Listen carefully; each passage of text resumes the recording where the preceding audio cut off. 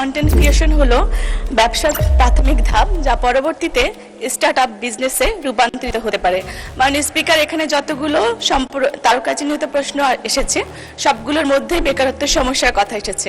বেকারত্ব বর্তমানে বাংলাদেশের একটি বড় ধরনের অভিশাপ। সেই অভিশাপ থেকে মুক্তি পেতে চায় বাংলাদেশের প্রতিটি ঘরের জনগণের, প্রতিটি পরিবার।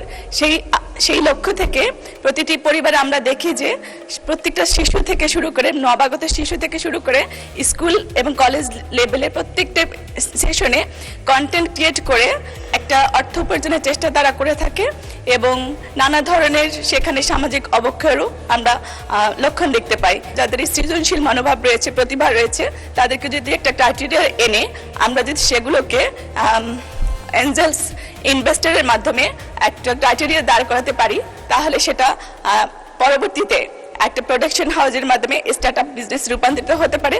সেক্ষেত্রে জনগণ এবং রাষ্ট্র দুটোই সমানভাবে লাভবান হতে পারে। আমার প্রশ্ন, আমাদের এই ধরনের কোনো পরিকল্পনা রয়েছে কিনা?